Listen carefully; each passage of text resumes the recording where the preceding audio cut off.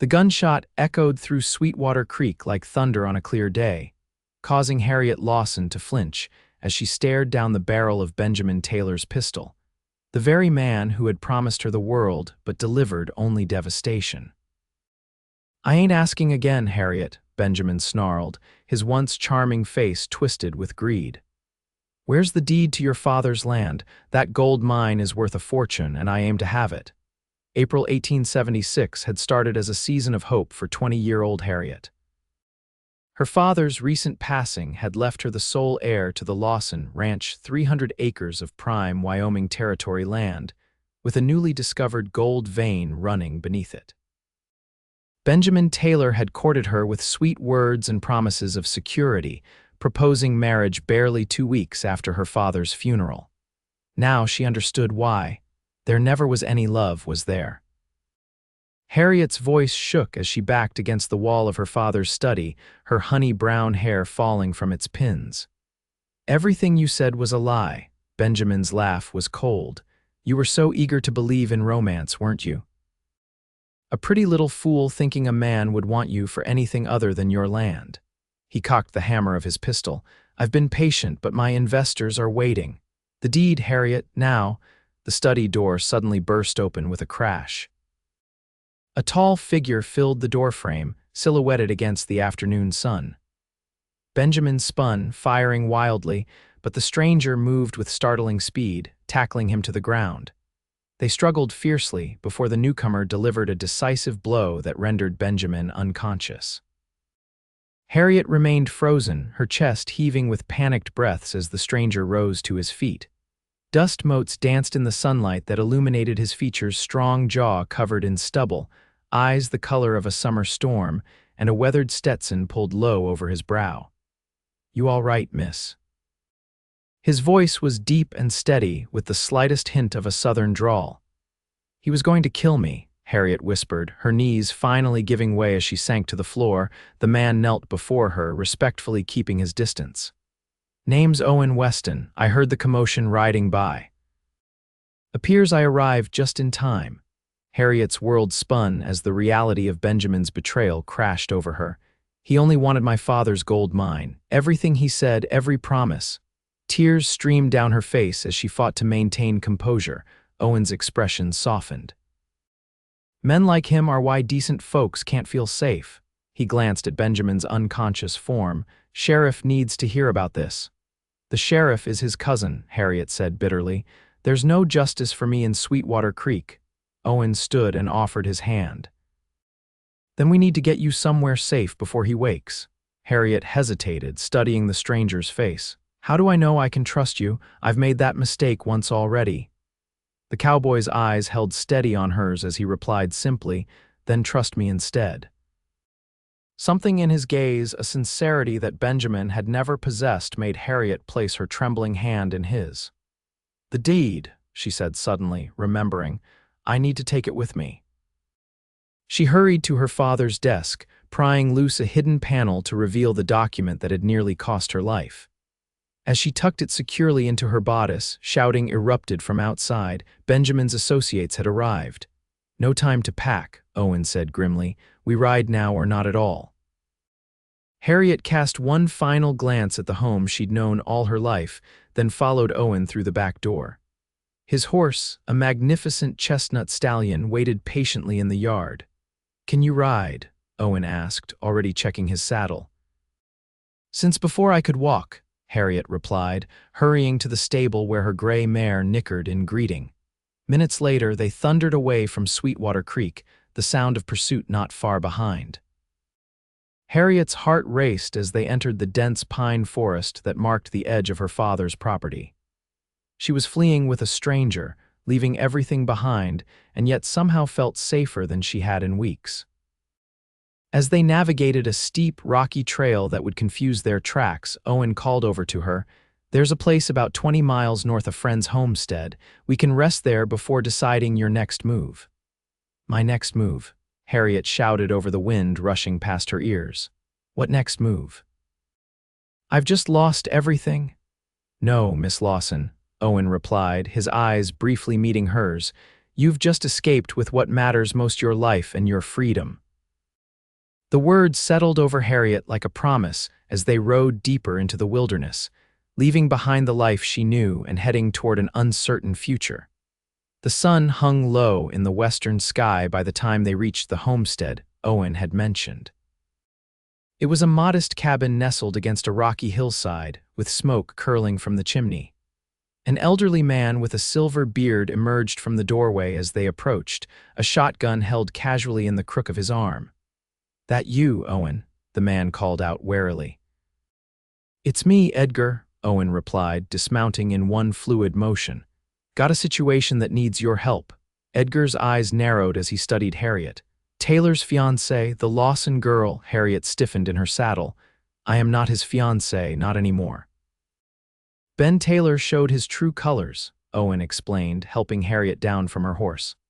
"Tried to force her to hand over her father's deed at gunpoint." Edgar spat disgustedly onto the ground. "Never did trust that smooth-talking snake. Come in, both of you. Eliner's got stew on." Inside, the cabin was warm and welcoming. Edgar's wife, Eliner, a kind-faced woman with silver-streaked hair, immediately took Harriet under her wing, providing her with a clean dress and a place to wash up while the men tended to the horses. "You poor child," Eliner said, pouring Harriet a cup of strong, sweet tea. "These are dangerous times for a woman alone." "I'm beginning to understand that," Harriet replied, her hands still trembling slightly around the warm cup. When Owen and Edgar returned, they gathered around the table for a simple but hearty meal of venison stew and cornbread. As they ate, Owen explained that Edgar had been his father's closest friend and that they'd fought together in the war. "Owen's pa was a good man," Edgar said, his weathered face softening with memory. "Would have been proud of the son he raised." "Were you passing by my ranch by coincidence, Mr. Weston?" Harriet asked, suddenly realizing she knew nothing about the man who had saved her life. Owen exchanged a look with Edgar before answering. "Not exactly. I've been tracking Benjamin Taylor for nearly 3 months." Harriet set down her spoon. "Tracking him? Why?" "Because your fiancé, former fiancé," Harriet corrected firmly. "Former fiancé," Owen acknowledged with a nod, "is part of a land-grabbing scheme that's been terrorizing homesteaders across 3 territories. They find vulnerable property owners, often widows or heirs, who have recently lost family, charm them, threaten them, or simply eliminate them to get their hands on valuable land." A chill ran through Harriet as she remembered Benjamin's words about investors waiting. "How do you know this?" Owen's expression darkened. "My sister and her husband owned a small ranch in Montana Territory. Similar gold deposit was discovered. 2 months later, they were found dead in what authorities called a tragic accident. Their deed was missing, and a man fitting Taylor's description had been seen courting my sister while her husband was away on business." Eliner reached across the table to place her hand over Owen's. "Owen's been working as an agent for the territorial marshal's office since then, building a case against these men." "I'm sorry about your sister," Harriet said softly, understanding now the depth of purpose she'd sensed in him. Owen nodded his thanks. "When I caught wind that Taylor had set his sights on the Lawson property, I hoped to warn your father before anything happened." "You were too late for that," Harriet said, thinking of her father's sudden illness and equally sudden death 6 weeks earlier. "I'm beginning to wonder if his passing was as natural as the doctor claimed." "It's a possibility we should consider," Owen agreed grimly. Edgar cleared his throat. "What's your plan now, Owen? Taylor won't give up easily, especially with gold involved." "I need to get Miss Lawson somewhere safe while I continue gathering evidence. The territorial marshal in Cheyenne needs solid proof before he can make arrests." Harriet straightened her spine, a new resolve hardening within her. "I'm not hiding while these men go free. If Benjamin killed my father and tried to steal our land, I want justice." "It's dangerous," Owen warned. "These men have connections and won't hesitate to silence anyone who threatens them." "I've already lost everything except my life," Harriet countered. "I'd rather risk that fighting for justice than spend it hiding in fear." A look of respect and something more flickered in Owen's eyes. "It won't be easy or comfortable." Neither is discovering the man you trusted planned to murder you, she replied steadily. Edgar and Alina exchanged glances, a silent communication born of decades together. You'll stay here tonight, Alina decided. Both of you. Tomorrow is soon enough to make plans. Later that night, unable to sleep in the small bedroom Alina had prepared for her, Harriet stepped outside onto the porch. The Wyoming night was clear and cold, stars scattered like diamond dust across the vast blackness. She wrapped a borrowed shawl tighter around her shoulders, breath fogging in the chilly air. Couldn't sleep. Owen's voice came softly from the corner of the porch where he sat on a wooden chair, rifle across his knees. Too many thoughts, Harriet admitted, moving to stand near the railing. Everything I believed about my life has unraveled in a single day. Owen was silent for a moment. My pa used to say that true character shows itself not when life goes easy but when it falls apart. You've shown considerable courage today, Miss Lawson. Harriet, she corrected him. After what we've been through, I think you've earned the right to use my given name. A smile ghosted across his face. Harriet, then. They stood in companionable silence, the night sounds of the wilderness surrounding them. Owls called in the distance, and somewhere a coyote yipped to its pack. Tell me about your home, Harriet said finally. Before everything changed for you. Owen's expression grew distant. Small place near Bozeman, nothing special to most folks' eyes, but it was heaven to us. My father built it with his own hands after the war. My mother planted roses that somehow survived the Montana winters. His voice softened with memory. My sister Charlotte was the heart of our family. After our parents passed, her home became mine too. She and her husband James welcomed me whenever my work brought me through. What work did you do before becoming a lawman? Bit of everything. Cattle driving, horse breaking, some prospecting. Spent time as a scout for the army. He shifted in his chair. Never could settle in one place for long, not until Charlotte needed me. Harriet sensed the regret beneath his words. You couldn't have known what would happen. Perhaps not, but I should have been there. He fell silent, then asked, What about you? Was Sweetwater Creek always your home? All my life, Harriet confirmed. My mother died when I was 8. After that, it was just Father and me. He taught me everything: how to run the ranch, manage accounts, even how to shoot. She smiled faintly at the memory. He always said I had to be twice as capable as any man if I wanted to be taken seriously in this world. Wise man. He was. Harriet's voice caught. I miss him terribly, and now to think that Benjamin might have. She couldn't finish the sentence. Owen set his rifle aside and moved to stand beside her at the railing. We'll find out what happened, Harriet, I promise you that. The sincerity in his voice warmed her more than the shawl around her shoulders. For the first time since Benjamin had revealed his true nature, Harriet felt a flicker of hope. We should try to rest, Owen suggested gently. Tomorrow will bring its own challenges. As Harriet turned to go back inside, she paused. Thank you, Owen, not just for saving my life, but for giving me a reason to keep fighting. His eyes met hers in the moonlight, and something unspoken passed between them, a connection neither had anticipated but both felt with startling clarity. Good night, Harriet, he said softly. Good night, Owen. Sleep came easier than she had expected. Wrapped in the safety his presence provided, morning arrived with a plan forming. Over breakfast, Owen spread a map across the table, pointing to various locations. Taylor's operation has connections in these towns, he explained, indicating several settlements across Wyoming and into Colorado territories. From what I've gathered, they're working with a banker named Rutherford Wells who provides financial backing and helps them sell the acquired properties to mining companies. I know that name, Harriet said suddenly. Wells Bank holds the mortgage on several properties near Sweetwater Creek. Father always warned people against taking loans from them. Owen nodded. Wells is clever. He operates within the letter of the law while bending its spirit. What we need is evidence connecting him directly to the scheme and to Taylor. What sort of evidence? Edgar asked, refilling their coffee cups. Financial records would be ideal. Documentation showing unusual land transfers, payments to Taylor and his associates, or better yet, correspondence between them discussing their plans. Alina frowned worriedly. That would mean getting access to the bank.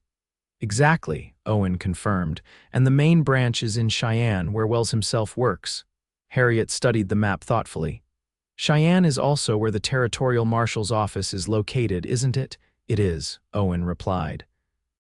But Wells is a respected businessman there. We'd need irrefutable evidence before the marshal would move against him. An idea began to take shape in Harriet's mind. What if I could get access to those records? All three turned to stare at her. How would you manage that? Owen asked skeptically. Wells doesn't know me, he's never met me. Harriet leaned forward intently. But he does know of the Lawson gold mine. What if a young woman, recently orphaned and overwhelmed by her inheritance, came seeking financial advice about her newly valuable property? Owen's eyes widened as he caught her meaning. You're suggesting you play the part of the vulnerable heiress to gain his trust. Precisely. Harriet's eyes gleamed with determination. Men like Benjamin and likely this Wells assume women know nothing of business. Let me use that assumption against them. It's too dangerous, Owen protested. If Wells connects you to Taylor or suspects your motives, I'll be careful, Harriet insisted. And I won't be alone, you'll be nearby. Edgar cleared his throat. The girl has a point, Owen. Wells would never suspect a young woman of being a threat, and you've been trying to get evidence for months without success. Owen ran a hand through his hair in frustration. I don't like risking your safety, Harriet. My safety was compromised the moment Benjamin decided my land was worth more than my life, she countered. At least this way, I'm fighting back instead of just running. Eleanor, who had remained silent during the exchange, finally spoke. She reminds me of Charlotte, she said quietly to Owen. That same fire. Something in Owen's expression shifted at the comparison. He studied Harriet for a long moment before nodding slowly. We'd need to create a convincing story, and you couldn't use your real name. Taylor might have telegraphed ahead about you. I can be Helena Lewis, recently arrived from Boston to claim my late uncle's property, Harriet suggested. A proper Eastern lady unfamiliar with Western ways would be exactly the sort of client Wells would expect to manipulate. You'd need appropriate clothing, Eleanor mused. I might have some things that could be altered. The plan continued to develop over the next several hours. Owen would pose as Harriet's hired guide and protection, accompanying her to Cheyenne but maintaining enough distance to avoid suspicion. They would take an indirect route, avoiding main roads where Taylor's associates might be watching. It's a 3-day ride to Cheyenne if we keep to the back trails, Owen explained, tracing the route on the map. We'll need supplies and you'll need to perfect your story before we arrive. I'm a quick study, Harriet assured him. Father always said I could have been an actress if I hadn't been born to ranching. By mid-afternoon, preparations were well underway. Eleanor had begun altering a fine blue traveling dress from her younger days, while Edgar provided Owen with information about recent goings-on in Cheyenne, gathered from newspaper clippings he collected. As the sun began its descent, Owen suggested they practice shooting before losing the light. If things go wrong, you need to be able to defend yourself, he told Harriet as he led her to a small clearing behind the cabin. Harriet accepted the revolver he offered with practiced ease. Father insisted I learn, said no woman living alone in the territories could afford to be helpless. Owen set up several cans on a fallen log about 20 paces away. Show me what you can do. Taking careful aim, Harriet squeezed the trigger. The first can flew off the log with a satisfying ping. She fired again, and a second can tumbled into the dirt. Her third shot missed, but the fourth and fifth found their marks. Owen's eyebrows rose appreciatively. Your father taught you well. He did, Harriet agreed, a hint of pride in her voice. Though I'm better with a rifle, steadier hands. We'll practice with both, Owen decided. And I want to teach you a few other things: how to recognize when you're being followed, signals we can use if we get separated, defensive moves if someone gets too close. They spent the remainder of the afternoon in training, Owen demonstrating techniques he'd learned during his years as a scout and lawman. As the day waned, Harriet found herself both exhausted and exhilarated. For the first time since her father's death, she felt purposeful rather than adrift. You're a natural, Owen told her as they walked back to the cabin in the golden light of sunset. Quick thinking, steady under pressure. Necessary traits for a woman in the West, Harriet replied, though she warmed at his praise. Owen glanced at her. Why did you stay after your father died? You could have sold the ranch, gone east to family. There is no family, Harriet said simply, and Sweetwater Creek isn't just land to me, it's home. Every tree, every rock, every sunrise holds memories. Father built that place from nothing, and I couldn't bear to let it go. She paused. Now I wonder if I'll ever see it again. You will, Owen promised. Once we expose Taylor and his associates, you can reclaim what's yours. Harriet studied his face in the fading light. And what about you? What happens after justice is served? Something flickered in his expression, uncertainty, perhaps, or a longing he rarely allowed himself to acknowledge. I haven't thought that far ahead. For so long, finding my sister's killers has been my only purpose. And when that purpose is fulfilled, Owen was silent for several steps. I suppose I'll need to find a new one. The way he looked at her then made Harriet's heart quicken, but neither spoke what hovered unspoken between them. It was too soon, the future too uncertain. That evening, Alina presented Harriet with the altered blue dress and a matching bonnet. It's not the latest fashion, she apologized, but it should pass for Eastern attire.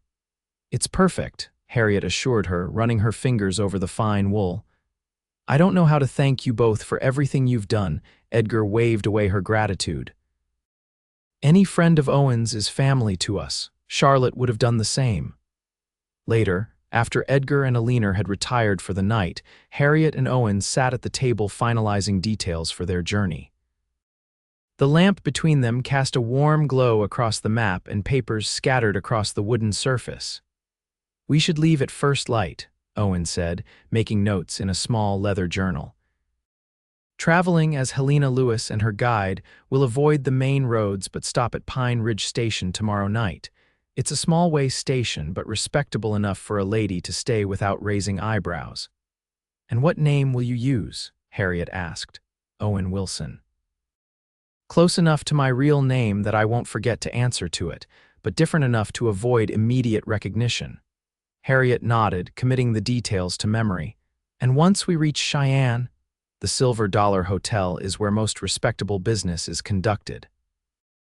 Wells is known to take meetings in its dining room.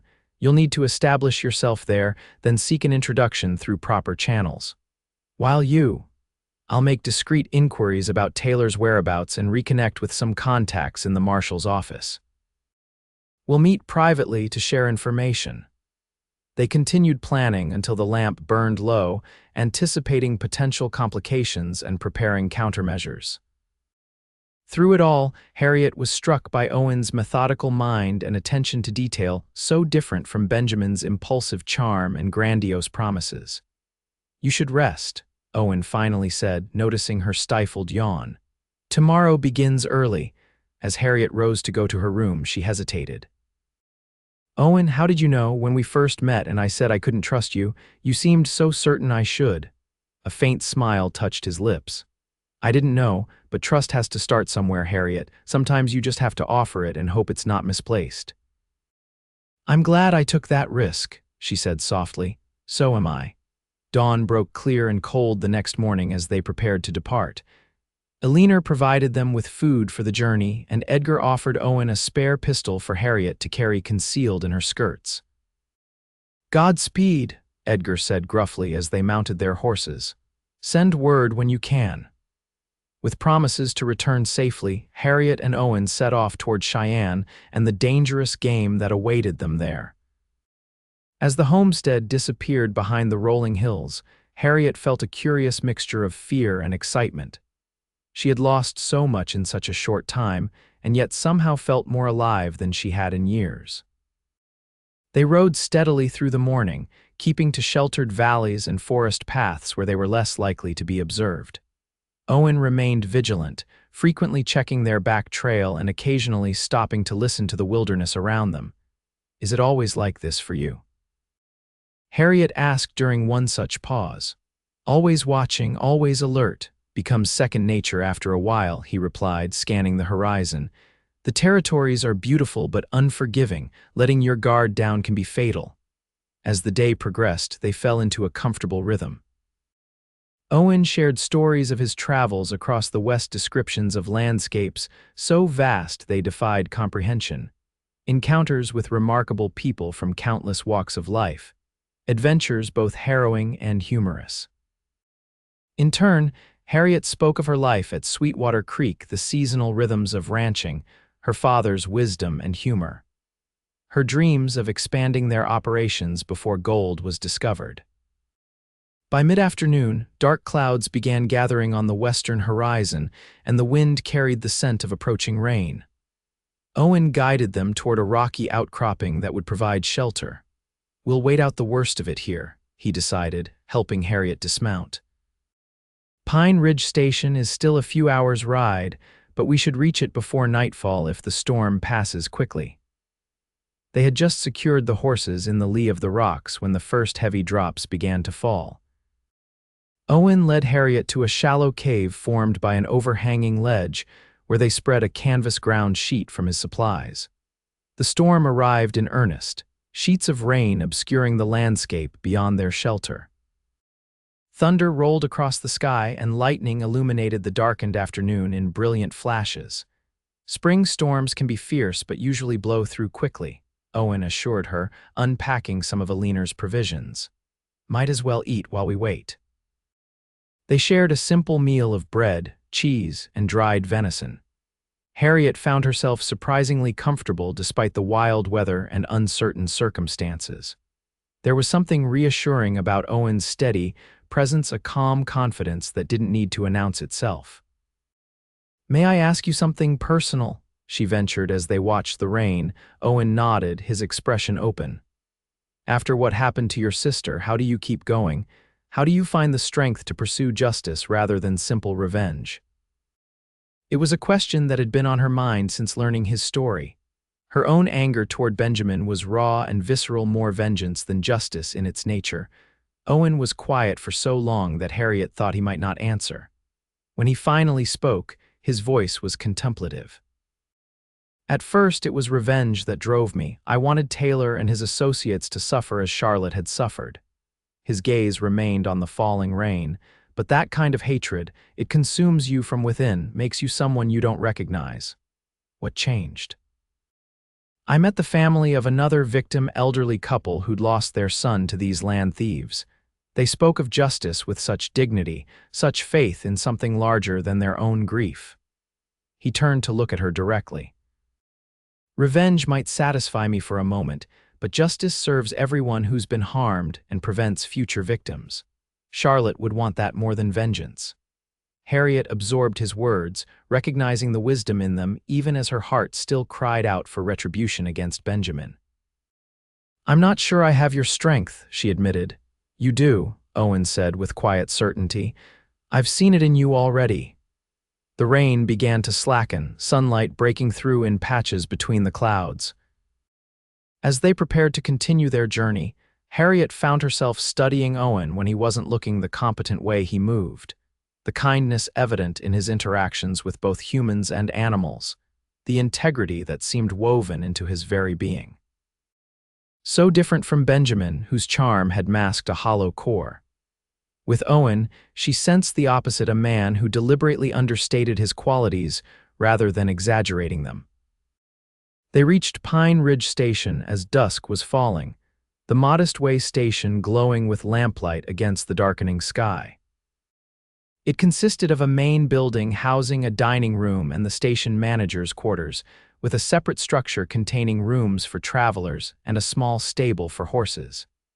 "Remember, you're Helena Lewis," Owen murmured as they approached.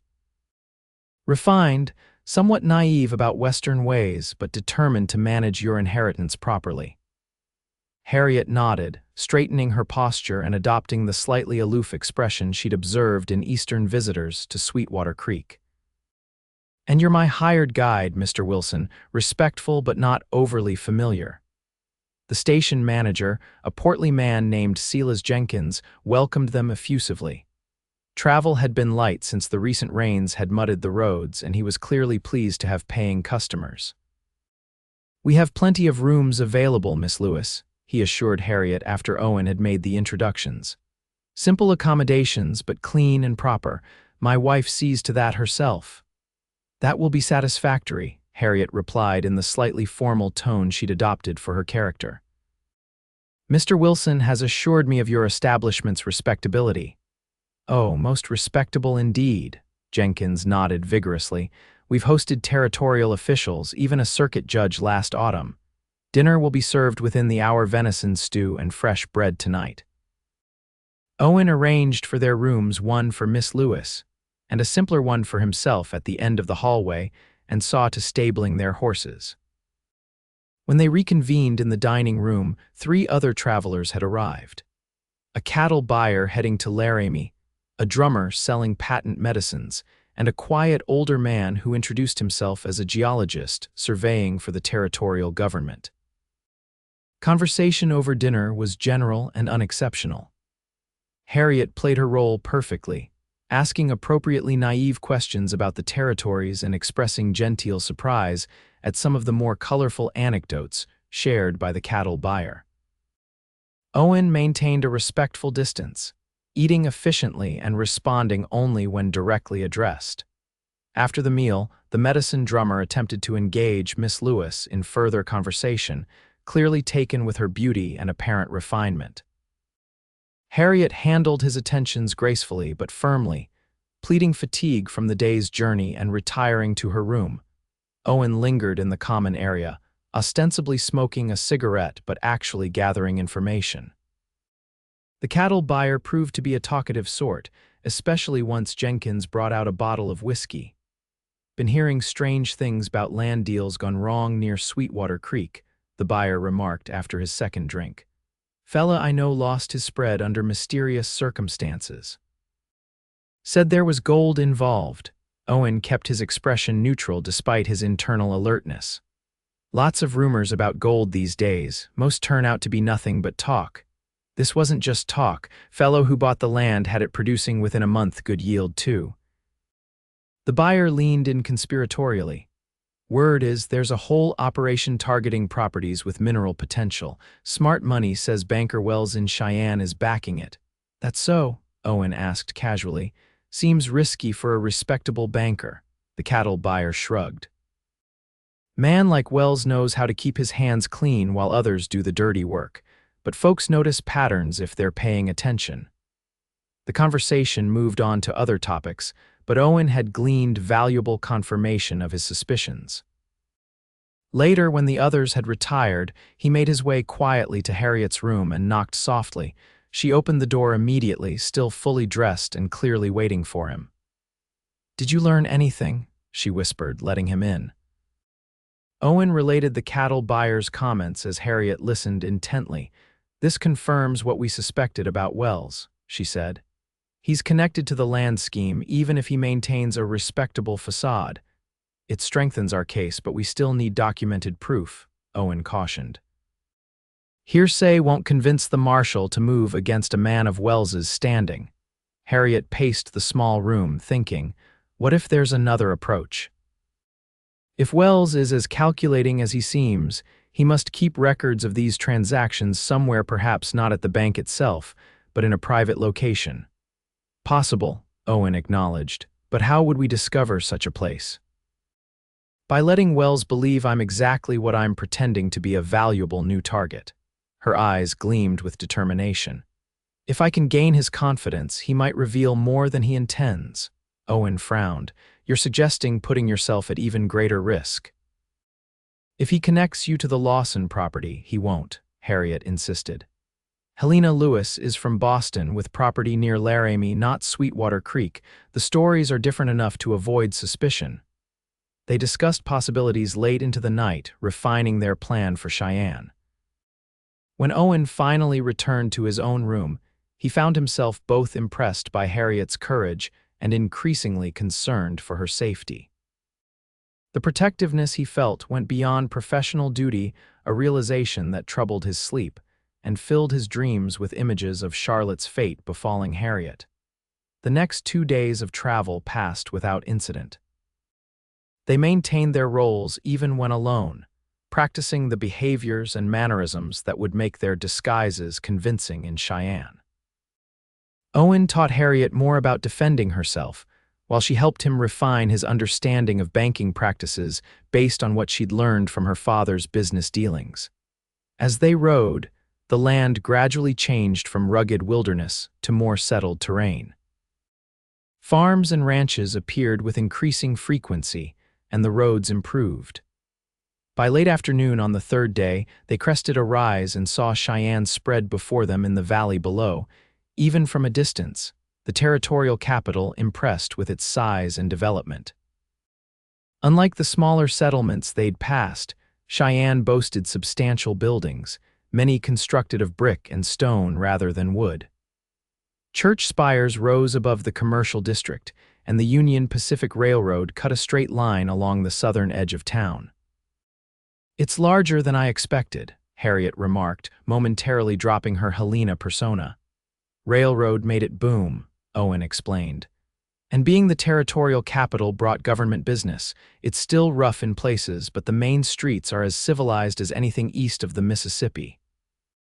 They approached the city as the sun began to set, its golden light gilding the buildings and softening the harsher aspects of the frontier town.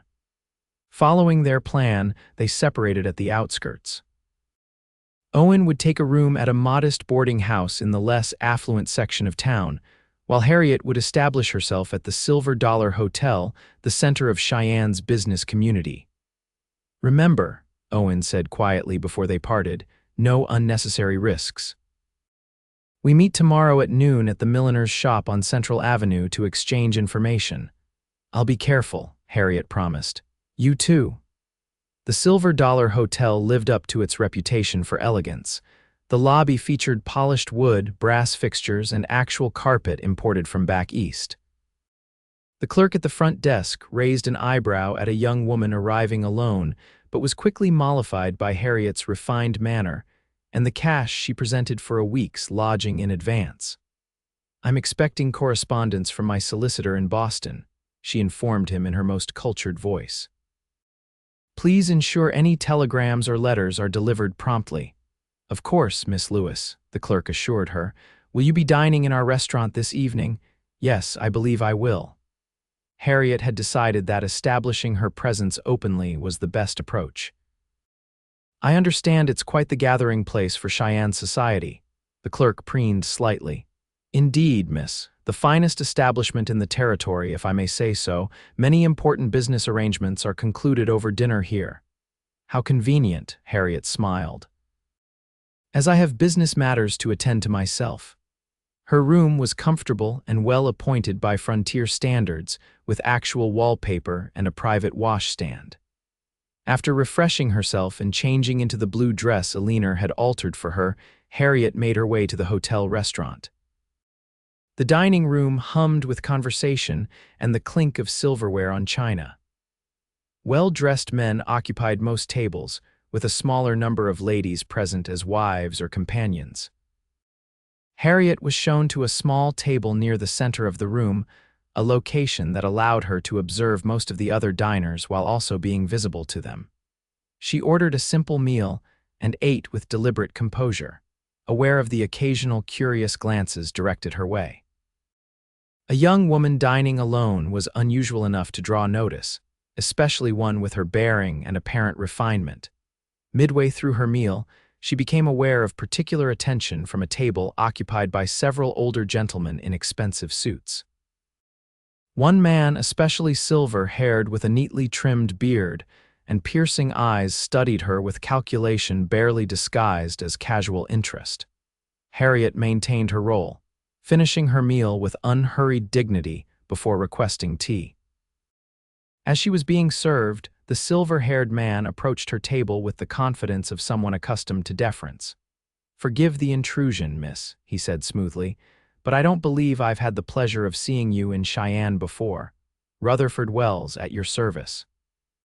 Harriet allowed a look of recognition to cross her face. "Mr. Wells of Wells Banking, how fortunate. I had planned to seek an appointment with you tomorrow." Interest sharpened in his eyes. "Indeed, then perhaps this chance meeting is providential, may I?" He gestured to the empty chair opposite her. "Please do," Harriet replied, permitting herself to appear slightly flustered by his attention exactly as an impressionable young woman might. Wells signaled to the waiter for coffee before turning his full attention to her. "May I know whom I have the honor of addressing?" Helena Lewis, recently of Boston. She offered her hand, which he took with practiced gallantry. "I've come west to manage property left to me by my late uncle. My condolences for your loss, Miss Lewis." Wells's expression conveyed perfect sympathy. Frontier property can be challenging to manage, especially for someone accustomed to Eastern comforts. "Precisely my concern," Harriet confided, allowing vulnerability to show. "The land is near Laramie, apparently with some mineral potential, though I understand these matters are often exaggerated." Wells's interest visibly intensified. "Not always, Miss Lewis. Wyoming territory has genuine resources waiting to be properly developed. What sort of minerals were mentioned?" "Gold primarily," Harriet replied, watching his reaction carefully. "Though the assayer's report was rather technical, I confess such matters exceed my education." "Most understandable," Wells assured her with a paternal smile that didn't reach his eyes. "These are complex business matters that often overwhelm even experienced men." Harriet lowered her gaze demurely. "My solicitor in Boston recommended I consult with a territorial financial expert before making any decisions.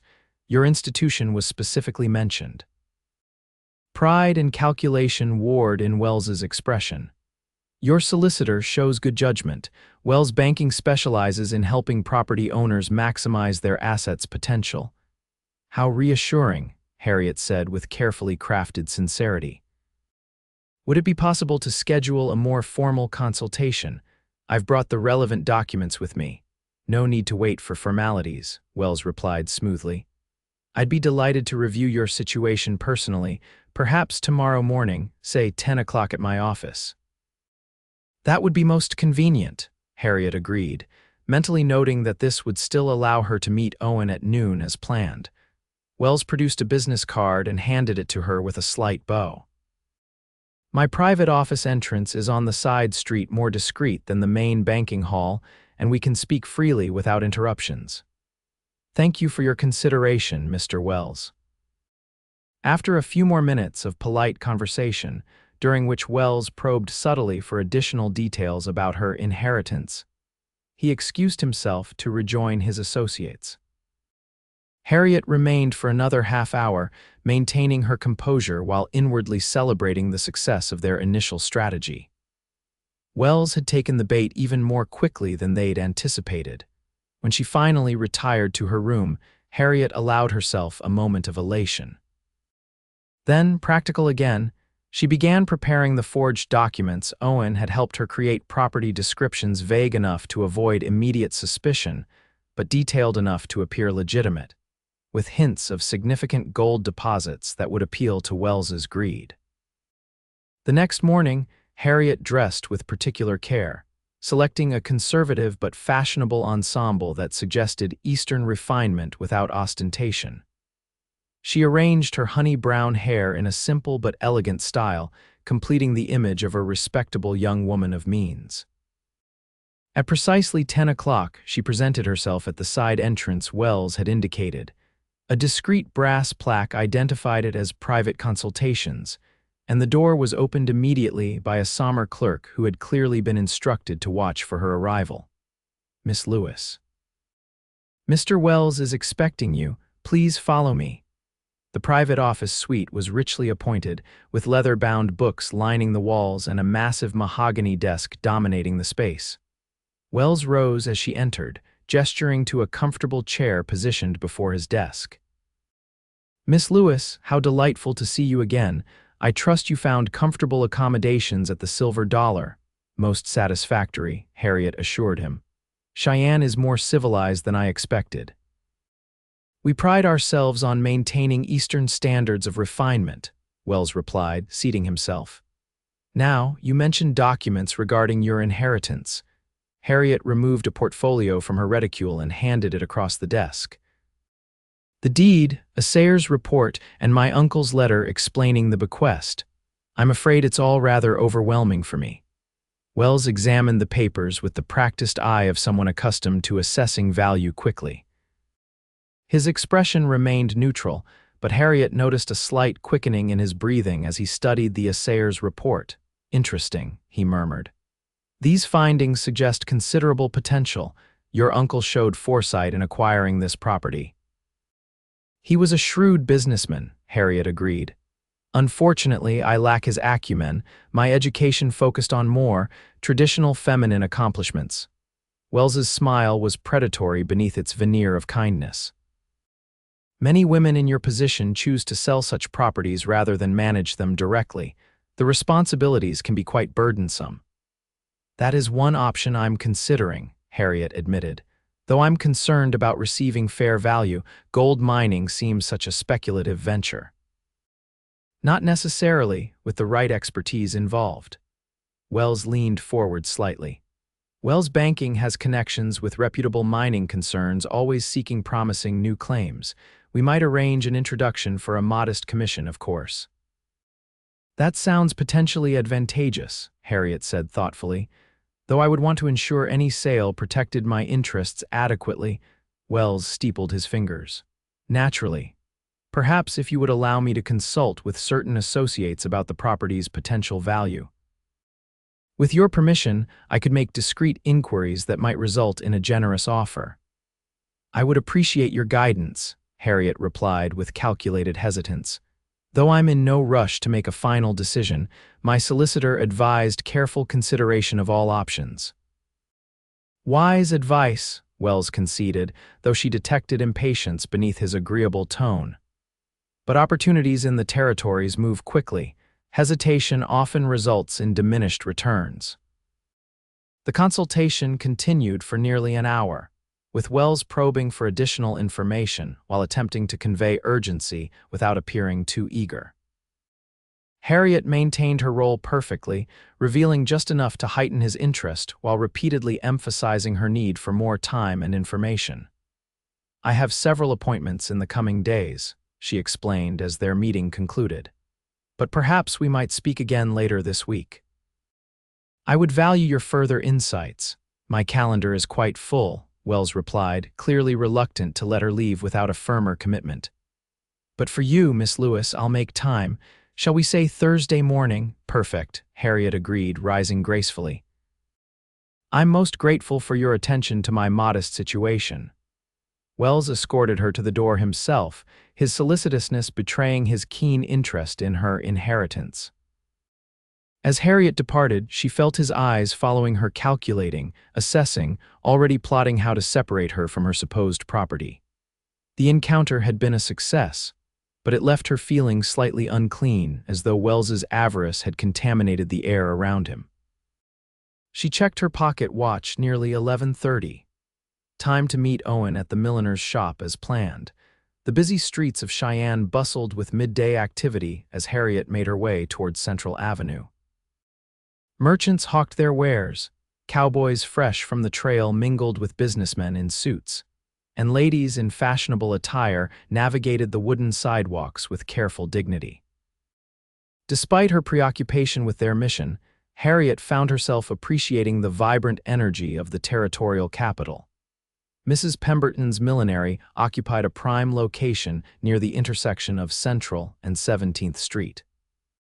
Its display window featured hats of varying styles, from practical everyday bonnets to elaborate creations festooned with feathers and silk flowers. Inside, the shop was cool and pleasantly scented with lavender. A bell tinkled as Harriet entered, prompting the proprietress to emerge from the back room. Mrs. Pemberton was a thin, elegant woman of middle years with sharp eyes that assessed Harriet's appearance with professional interest. "Good day, miss. How may I assist you?" "I'm interested in a hat suitable for afternoon calls," Harriet explained, adopting the slightly imperious tone of a woman accustomed to quality service. "Something stylish but not ostentatious.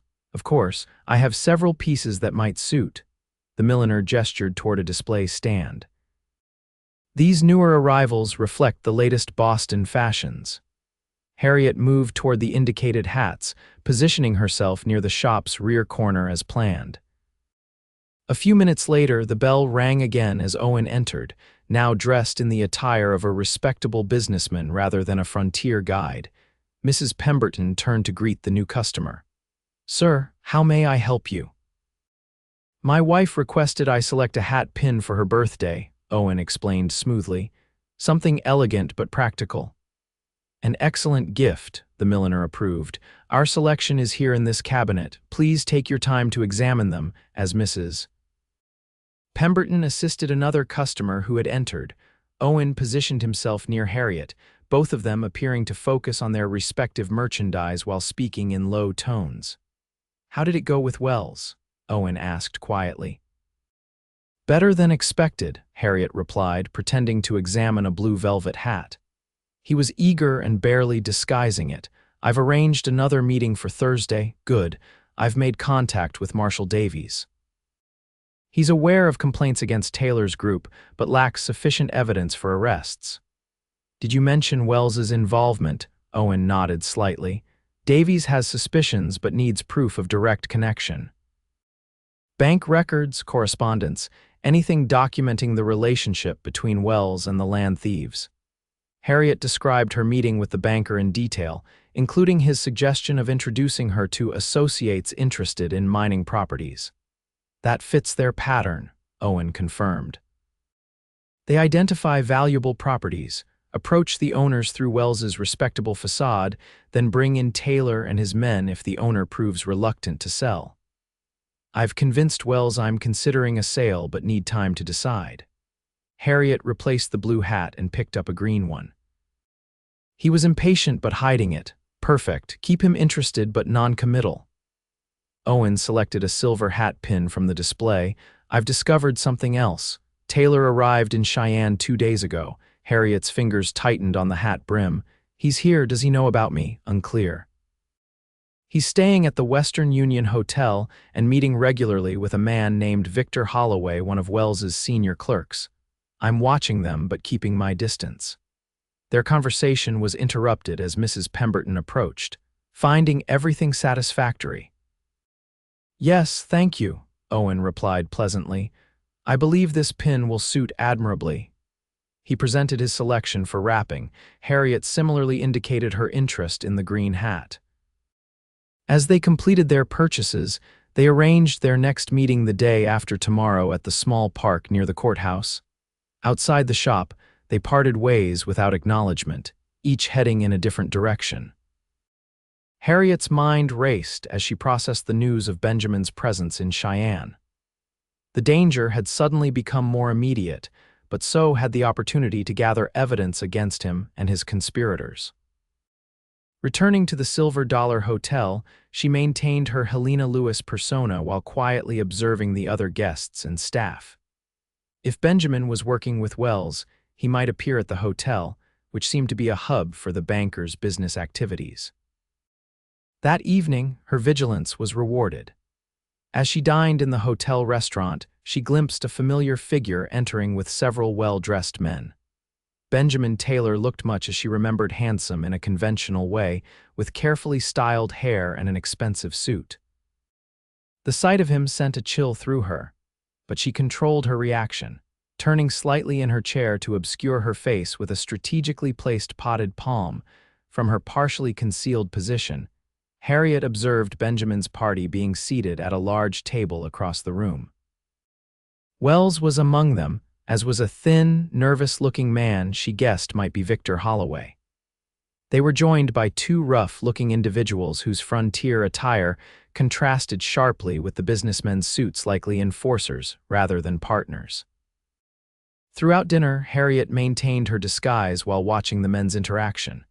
They spoke intently, occasionally glancing around to ensure privacy. At one point, Wells produced papers from a leather portfolio, which the group reviewed with evident satisfaction. When they eventually departed, Harriet waited several minutes before leaving herself. In the lobby, she overheard the hotel clerk addressing Benjamin as Mr. Smith while arranging for a meeting room the following morning, confirming that he was using an alias in Cheyenne. Back in her room, Harriet paced restlessly, weighing risks and possibilities. Benjamin's presence complicated their plan but potentially offered a more direct route to evidence, if she could somehow access the meeting room after the group's discussion. The following morning, Harriet rose early and positioned herself in the hotel's reading room, which offered a view of both the lobby and the corridor leading to the private meeting rooms. Behind a newspaper, she watched as Benjamin, Wells, and their associates gathered shortly after 9 o'clock, carrying leather portfolios and speaking in hushed tones. They entered meeting room C and closed the door firmly. A waiter delivered coffee shortly afterward, then departed. For nearly 2 hours, Harriet maintained her vigil, apparently absorbed in reading while actually monitoring the corridor. When the door finally opened around 11, the men emerged looking pleased with themselves. They shook hands in the corridor before separating Wells and Holloway departing through the main entrance, while Benjamin and the two rougher men headed toward the hotel bar. Harriet waited until they were out of sight before casually folding her newspaper and walking unhurriedly toward the meeting room corridor. The hotel staff were busy preparing for luncheon service, paying little attention to a respectable female guest moving quietly through the public areas. Outside meeting room C, Harriet glanced around to ensure she was unobserved, then tried the door handle. To her surprise, it turned easily. The men had left it unlocked, likely expecting hotel staff to clean the room. Inside, the meeting table was littered with coffee cups and the remains of a light breakfast. More importantly, several sheets of paper had been left behind, apparently in the haste of departure. Harriet quickly gathered them, heart racing as she scanned their contents. The first was a list of properties with notations about mineral potential and owner vulnerability. To her shock, the Lawson Ranch was prominently featured with the notation, "Owner deceased, daughter uncooperative, Taylor handling personally." The second document was even more damning, a memorandum of understanding between RW and BT, outlining commission structures for acquired properties and specifically mentioning necessary persuasion for reluctant sellers. Harriet's hands trembled as she realized what they'd found: direct evidence linking Wells to Benjamin's criminal activities. She quickly folded the papers and tucked them into her bodice, then arranged the table to make her presence less noticeable.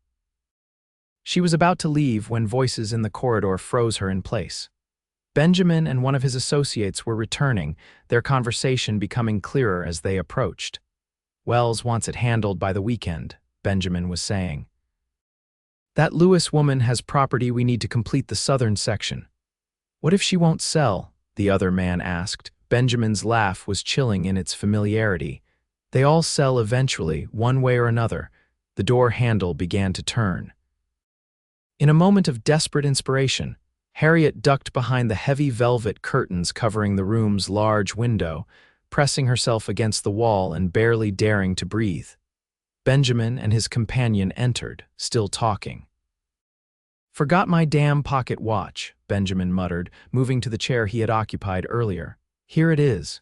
You want to check on the Lawson situation while we're upstairs?" his associate asked. "The boys in Sweetwater Creek sent a wire saying the place is still empty. Later." "I've got other business this afternoon." There was a pause, and Harriet could imagine Benjamin pocketing his watch. "Besides, that property's secure. No one's going to challenge our claim with the girl gone." "What about that cowboy who interfered, the one who took her?" Benjamin's voice hardened. "Weston, he's a problem we'll solve permanent-like when we find him. Put the word out, $500 to whoever brings me information on him or the Lawson girl." The men moved back toward the door, their footsteps receding as they exited. Harriet remained frozen behind the curtain for several long minutes, her heart pounding so loudly she feared it might be heard in the corridor. When she finally emerged, the implications of what she'd overheard were sinking in. Benjamin had essentially placed a bounty on both her and Owen's heads. More urgently, he'd mentioned checking on the Lawson situation later, which might include reviewing records that would reveal Helena Lewis's true identity if he connected the similar descriptions of valuable mining property. She had to find Owen immediately. Leaving the meeting room with careful casualness, Harriet returned to her own room long enough to secure the stolen documents in a hidden pocket Alina had sewn into her dress. Then she departed the hotel, walking briskly but not running, heading toward the boarding house where Owen was staying. She was halfway there when instinct made her glance behind. One of Benjamin's rough-looking associates was following her at a distance, trying to appear casual but clearly tracking her movements. Changing direction, Harriet turned down a busier commercial street. She entered a large dry goods emporium, navigating through departments of fabric, household items, and clothing before slipping out a side entrance into an alley. Moving quickly now, she cut through back streets toward the courthouse where she and Owen had arranged to meet the following day. It was a desperate gamble he might not be there, but she couldn't lead Benjamin's man to Owen's lodgings. The small park adjacent to the courthouse was occupied by a few government clerks eating lunch on benches and mothers watching children play. Harriet scanned the area anxiously, looking for any sign of Owen while trying to appear unhurried. Just as despair began to set in, a hand touched her elbow lightly. "Keep walking naturally," Owen's voice said quietly beside her. "You're being followed." Relief flooded through her. "I know." "One of Benjamin's men, I have to tell you, not here." Owen guided her toward a waiting carriage. "Get in, I'll explain once we're moving." The carriage pulled away from the curb as soon as they were seated, the driver an older man Harriet didn't recognize, expertly navigating through the midday traffic. "Marshal Davies arranged this," Owen explained, noting her questioning look. "I was meeting him when I saw you enter the park looking troubled. Benjamin knows I've left Sweetwater Creek," Harriet said urgently. "He's offering $500 for information about either of us." Owen's expression darkened. "That complicates matters. What else happened?" Harriet extracted the stolen documents from her hidden pocket. "I found these in their meeting room, direct evidence linking Wells to Benjamin's operation." As Owen examined the papers, his eyes widened. "This is exactly what we need, proof of their partnership in writing." He looked up at her with newfound respect. "How did you get these?" "Sometimes being underestimated has advantages," Harriet replied with a hint of grim humor. "They left them behind after their meeting, never imagining Helena Lewis would be bold enough to enter their private room." The carriage turned down a side street, then another, following a circuitous route to avoid potential pursuit. "These documents plus your testimony should be enough for Davies to act," Owen said, carefully folding the papers. "But we need to move quickly. If Benjamin suspects Helena Lewis isn't who she claims to be—" "It's worse than that," Harriet interrupted. "He mentioned checking on the Lawson situation this afternoon. If he reviews their records and sees similarities between my supposed inheritance and the actual Lawson property, he might make the connection," Owen finished grimly. "We need to see Davies now." The carriage delivered them to a nondescript building several blocks from the courthouse. Inside, U.S., Marshal James Davies, a weather-beaten man with shrewd eyes and a silver mustache, reviewed their evidence with increasing interest. "This establishes the connection we've been seeking," he confirmed, studying the documents. "Wells's involvement explains how they've operated so effectively across territorial lines." "Will it be enough for arrests?" Owen asked. Davies nodded firmly. "For Wells and Holloway, certainly. And with Miss Lawson's testimony about Taylor's actions in Sweetwater Creek, we can finally bring him in as well." "How quickly can you move?" Harriet asked, acutely aware of the ticking clock. "I've had deputies standing ready," Davies replied. "We can arrest Wells at the bank immediately. Taylor's more complicated. We'll need to approach carefully given his violent tendencies." "He'll be at the Silver Dollar this evening," Harriet offered. "He's staying there under the name Smith." Davies considered this information. "A public arrest might be best, less chance of bloodshed with witnesses present." He turned to one of his deputies. "Gather the men. We move on the bank in 1 hour, then position at the hotel for evening." As plans took shape around her, Harriet felt a curious mixture of vindication and apprehension. Justice was within reach, but Benjamin's desperation made him more dangerous than ever. "What about Miss Lawson?" Owen asked, his concern evident. She shouldn't return to the hotel if Taylor might recognize her. Agreed, Davies said promptly. We can provide safe accommodations until the arrests are complete. I should be there, Harriet insisted. Benjamin needs to see me to know that his scheme has failed because of me. Owen shook his head emphatically. Too dangerous. He's already tried to kill you once. In a private setting, yes, but would he risk violence in the middle of a crowded hotel with law enforcement present? Harriet countered. Besides, if Helena Lewis suddenly disappears, it might alert Wells that something is wrong. Davies stroked his mustache thoughtfully. She has a point, Weston. A controlled confrontation with deputies positioned throughout the room could be effective. He studied Harriet's determined expression. But you'd need to follow our instructions precisely, Miss Lawson. I understand, Harriet agreed solemnly. I've faced Benjamin's treachery once before. This time I'll be prepared. Owen clearly remained unhappy with the arrangement but recognized the strategic logic. I'll be right beside you, he promised quietly. The next few hours passed in careful preparation. Davies and his deputies moved first against the bank, arresting Wells and Holloway with minimal disruption. The bankers' shocked expressions when confronted with the evidence suggested they had never expected their respectable facades to be penetrated. By evening, the stage was set at the Silver Dollar Hotel. Deputies in plain clothes were positioned throughout the lobby and dining room, while Owen and Harriet, now openly together rather than maintaining their separate roles, awaited Benjamin's arrival. They didn't wait long. Shortly after 7, Benjamin entered the hotel restaurant with his 2 associates, looking confident and completely unaware of the trap closing around him. He was halfway across the room when he spotted Harriet sitting calmly at a table near the center. The color drained from his face as recognition dawned. For a moment, he seemed unable to process her presence. Then his expression hardened into calculating rage as he changed direction to approach her table. Harriet Lawson, he said softly, his voice carrying only to her and Owen. You're either very brave or very foolish to show your face in public. Perhaps I'm simply confident in justice, Harriet replied evenly, meeting his gaze without flinching.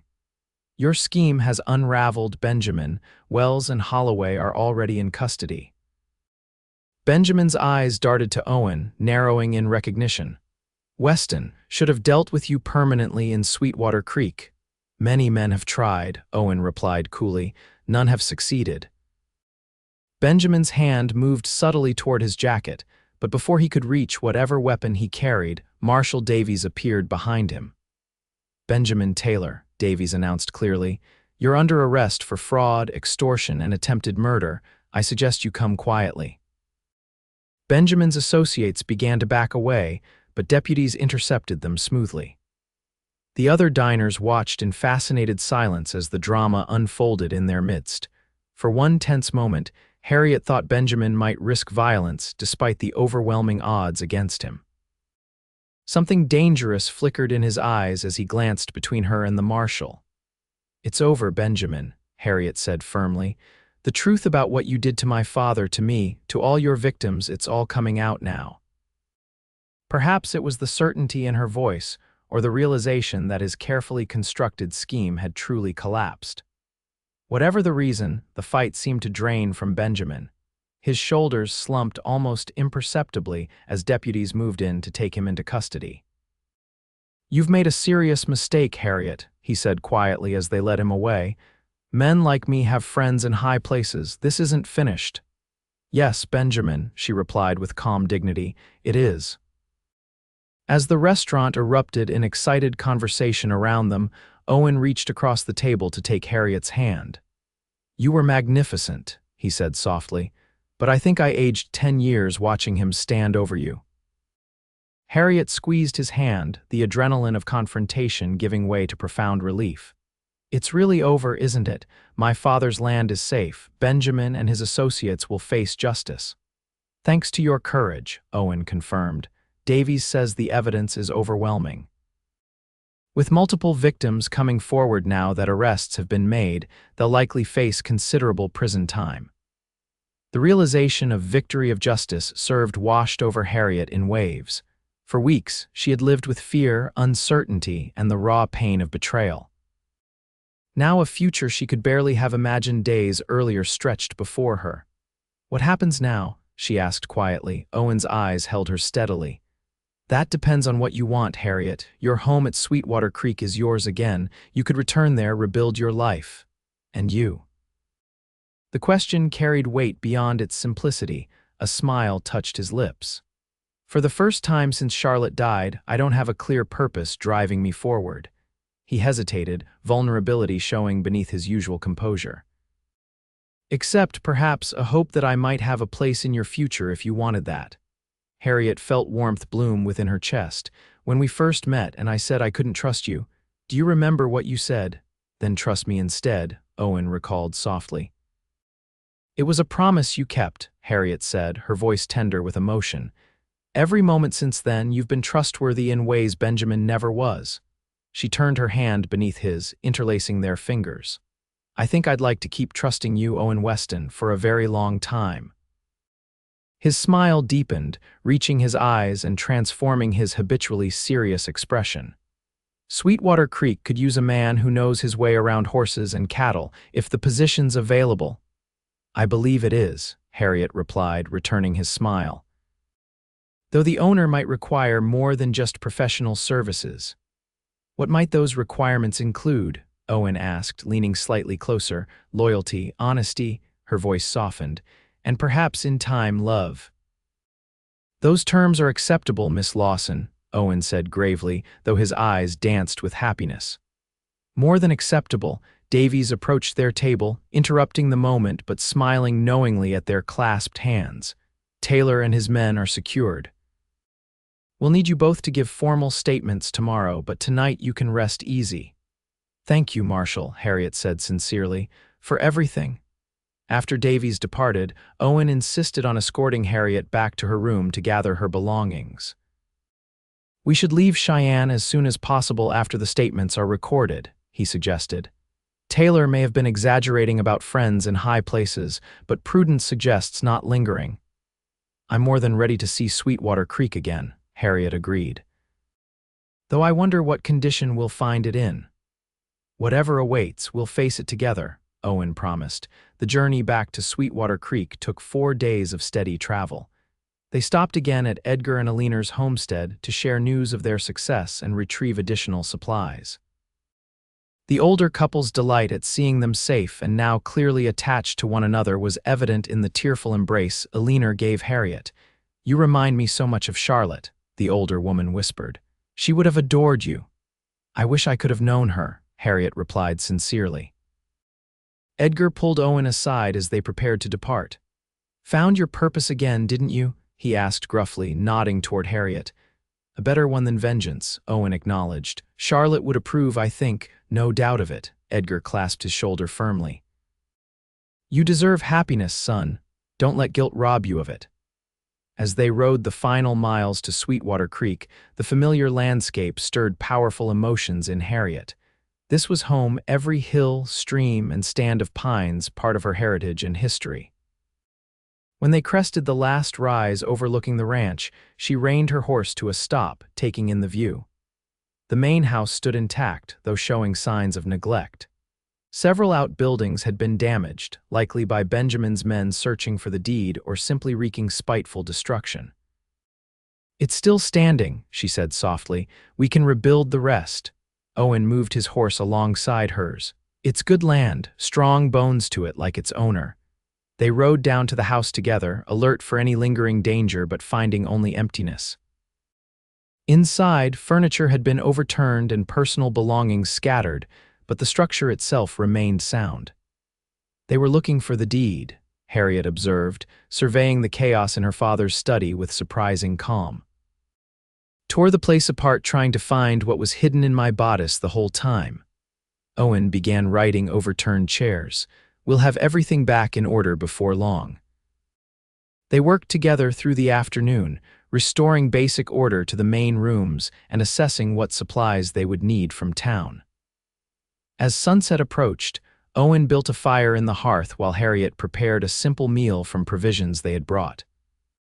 Sitting before the fire afterward, the familiar surroundings now made strange by all that had happened, Harriet found herself unexpectedly emotional.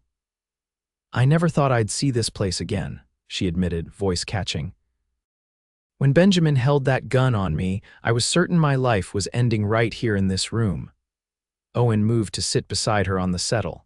"That moment brought me to you. As terrible as it was, I can't help being grateful for the timing, nor can I." Harriet turned toward him, firelight illuminating the certainty in her expression.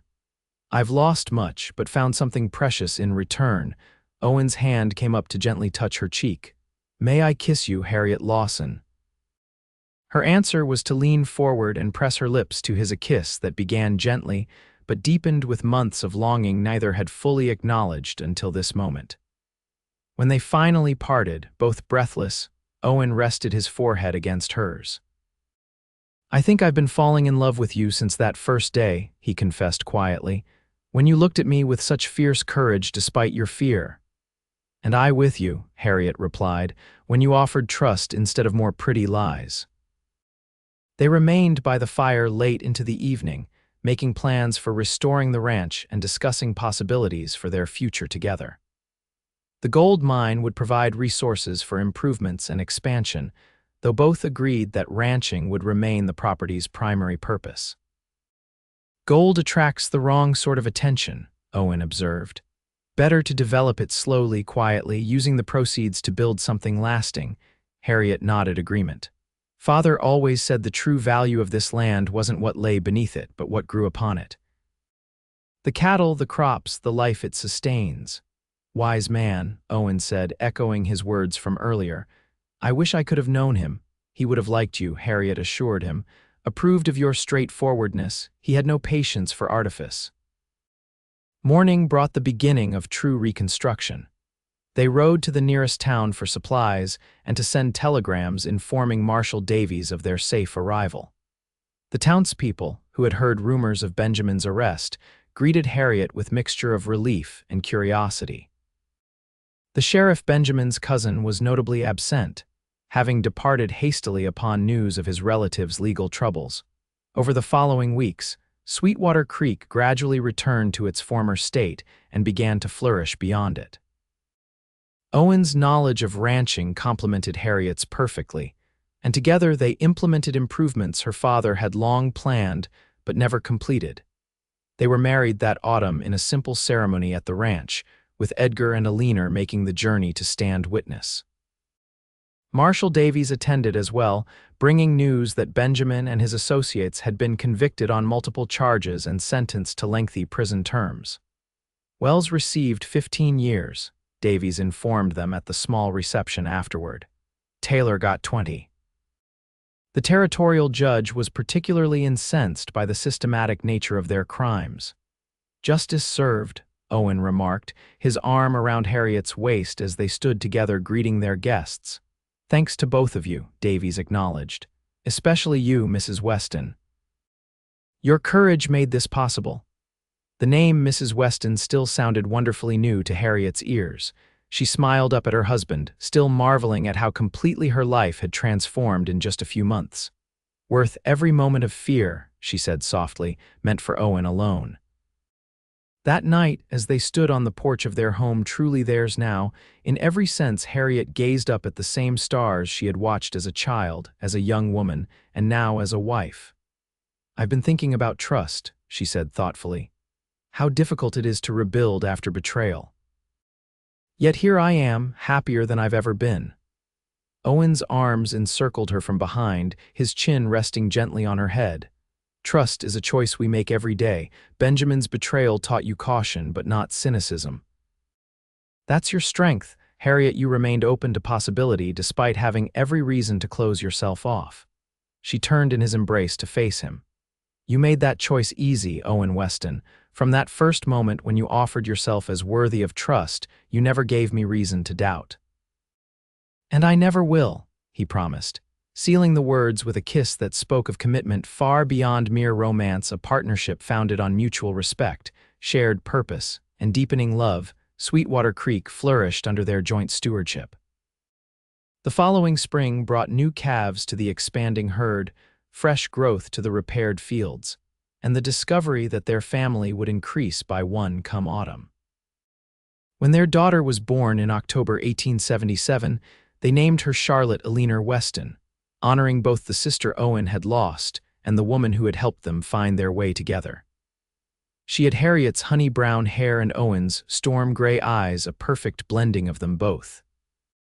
As the years passed, the story of how they met became family legend, how betrayal led to rescue, how trust offered freely became the foundation for lasting love. Sweetwater Creek grew into one of the territory's most prosperous ranches, its success built on the solid partnership at its heart. The gold mine that had nearly cost Harriet her life was developed modestly, its proceeds invested in improvements that benefited not just their family but the growing community around them. A school was built, then a proper church, and eventually a small library named in honor of Harriet's father. On their 10th anniversary, Owen presented Harriet with a journal he had kept since their first days together, documenting their journey from that terrible moment when he had found her at gunpoint to the rich life they had created together. "For Charlotte," he explained as Harriet turned the pages with tears in her eyes, "and Thomas and James, so they understand that true worth isn't measured in gold or land but in courage and integrity. And trust," Harriet added softly, thinking of that pivotal moment when a desperate young woman had placed her hand in a stranger's and chosen to believe in possibility again. Always trust. By their 20th anniversary, Wyoming had achieved statehood, and their children were growing tall and strong in a home filled with love and laughter. The betrayal that had once threatened everything had become merely the first chapter in a much longer, richer story, one that continued to unfold with each passing season. Sweetwater Creek remained their anchor, their legacy, and the physical embodiment of what they had built together. But both Harriet and Owen knew that their true achievement wasn't measured in acres or assets, but in the trust they had nurtured between them, a trust that had transformed two wounded souls into a family and turned one desperate chance into a lifetime of happiness.